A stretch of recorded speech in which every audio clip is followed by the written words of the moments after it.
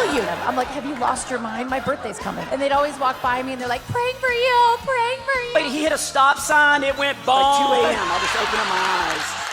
Smiley, how come you're not smiling? You got a last name Smiley, and you're not even smiling in the picture. Didn't they tell you that your last name was Smiley before they took a picture, Mr. Smiley? I know, they're just like, yes, hello. I was terrible at internet dating. I was just totally terrible because I was honest, all right?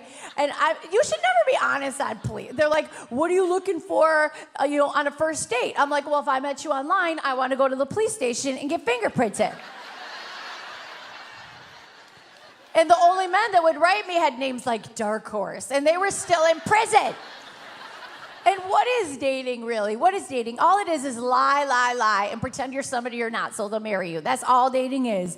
And don't even pretend that you didn't do it, okay? Don't even pretend that at some point, women, you pretended that you liked all that stuff that you put on your internet profile, like the Super Bowl and hockey games. And men, you don't really like going to Bed Bath & Beyond on a Sunday afternoon and topping it off with the Lifetime movie, okay? No, you don't. And you don't like all that stupid stuff that you put on your profile, like hiking. Nobody likes hiking. Okay? What? Why would I walk up a mountain unless I'm on The Bachelorette? I've known Carrie for, honestly, like 18 years. I met her years ago. Back then, I was going by the name Dark Horse 123. One of my friends signed me up for a dating site, plentyoffish.com.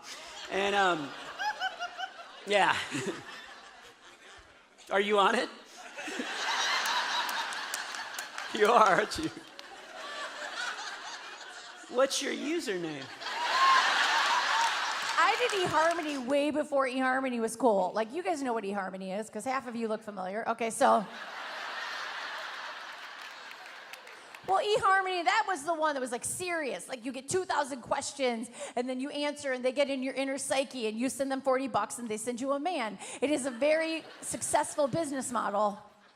They sent my money back, you guys. That is a true story. Oh, yes. They're like, buy yourself some dinner. You're going to need it. And it was like. One of my friends was like, dude, you just need to go out and date a bunch of hot women. Just date a bunch of hot women. And I was like, yeah.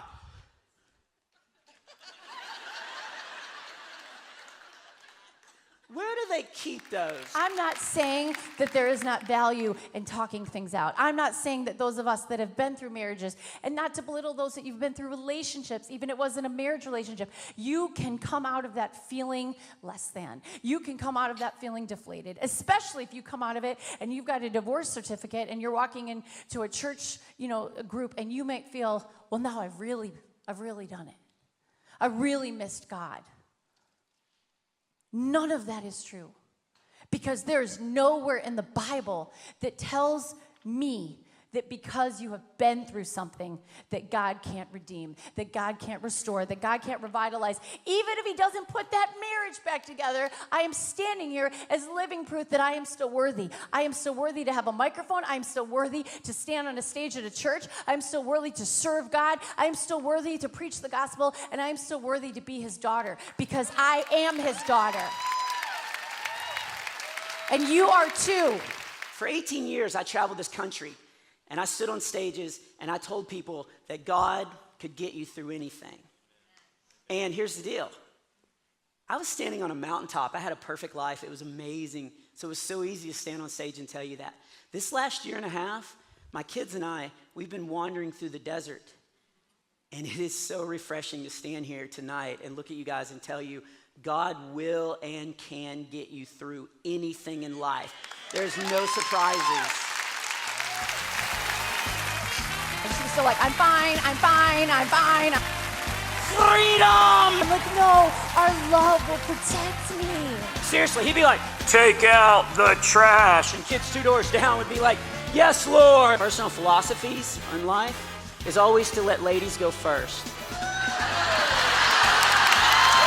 Standing on the couch going, woo! He called me a name, ma'am. And I was like, listen. How do you FaceTime? Me?